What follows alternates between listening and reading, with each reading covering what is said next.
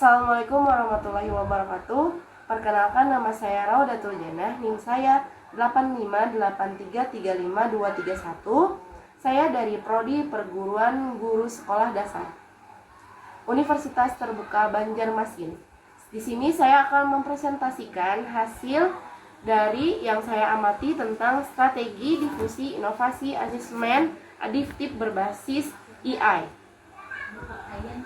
yaitu strategi untuk menyebarluaskan penggunaan asesmen adaptif berbasis AI di perguruan tinggi. Inovasi ini bertujuan meningkatkan kualitas evaluasi pembelajaran seperti membuat teks lebih personal, lebih efisien, dan lebih akurat dalam kemampuan mahasiswa. Yang pertama ada karakteristik inovasi, yaitu bahasa lainnya yaitu Rogers. Yang pertama ada relative advanced state, yaitu tentang sejauh mana asesmen AI lebih baik daripada metode tes tradisional. Misalnya hasil lebih akurat, otomatis, dan hemat waktu. Yang kedua ada compatibility, yaitu kesesuaian inovasi dengan nilai, aturan, dan kebutuhan pengguna. Yang ketiga ada complexity, yaitu semakin mudah inovasi digunakan, semakin cepat diadopsi. Jika asesmen AI rumit, butuh pelatihan tambahan. Dan yang keempat ada trialability, yaitu dosen perlu kesempatan mencoba terlebih dahulu sebelum diterapkan lebih jauh. Yang kelima ada observability, yaitu jika hasil dan manfaatnya terlihat jelas, orang akan lebih mudah percaya. Dan selanjutnya ini ada punya tahapan 5. Yang pertama, tahapan knowledge, yaitu pada tahap ini Civitas Academy diperkenalkan dengan inovasi. Yang pertama ada webinar dan workshop.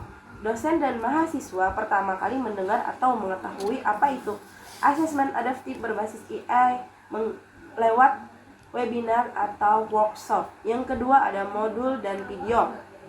Mereka mulai mencari informasi dasar, yaitu pertanyaannya dengan bagaimana cara kerjanya, ada apa manfaatnya, terus perlukah infrastruktur khusus dalam tahap ini. Yang ketiga ada sosialisasi media kampus, yaitu workshop pengenalan biasanya dilakukan pada tahap ini.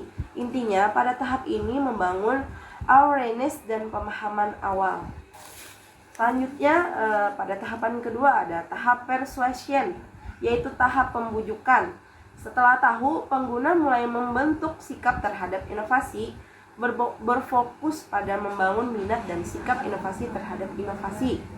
Yang pertama ada testimoni early adopter, yaitu mereka menimbang-nimbang apakah asesmen AI benar-benar bagus untuk saya.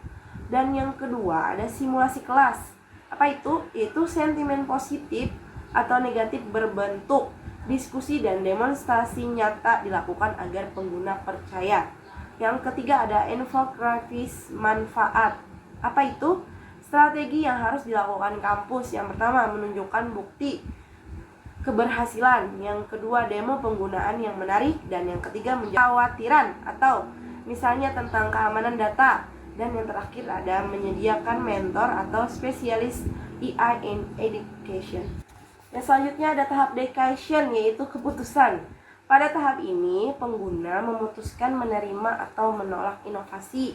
Yang pertama ada pilot project, yang kedua ada intensif, dan yang ketiga ada help desk 24/7. Apa itu? Dosen mencoba membuat kuis atau modul evaluasi berbasis AI. Kampus memberi akses sistem atau platform uji coba.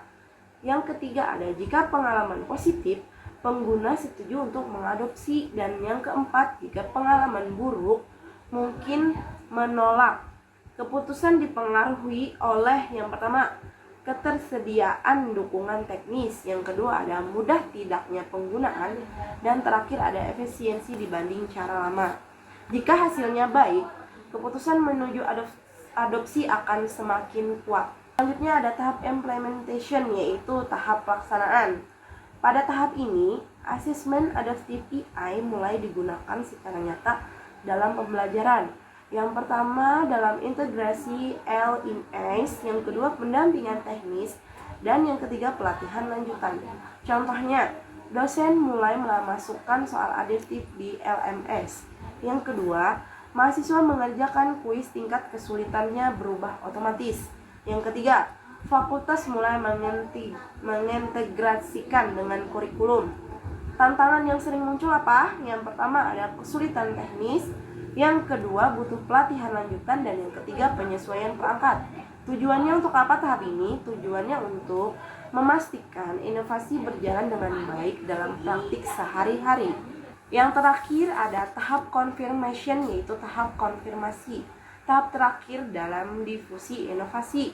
Yang pertama ada monitoring, yang kedua ada feedback loop, yang ketiga ada kebijakan institusional.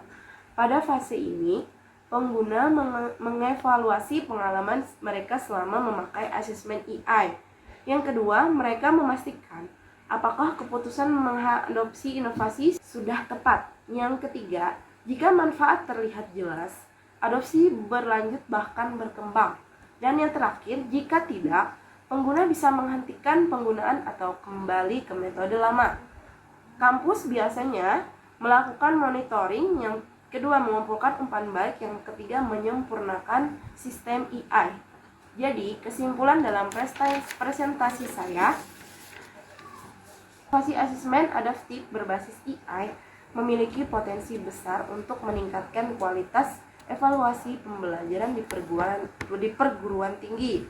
Agar inovasi ini dapat diadopsi secara luas, diperlukan strategi difusi yang terencana berdasarkan teori difusi inovasi Rogers. Keberhasilan adopsi sangat dipengaruhi oleh karakteristik inovasi seperti keunggulan relatif, kesesuaian dengan kebutuhan pengguna, tingkat kemudahan penggunaan, peluang uji coba, dan keterlibatan manfaatnya. Pada kelima tahap yang ada dalam inovasi sistem adaptif berbasis AI ini, institusi perlu memberi dukungan berupa sosialisasi, pelatihan, uji coba terbimbing, implementasi bertahap, serta evaluasi dampak.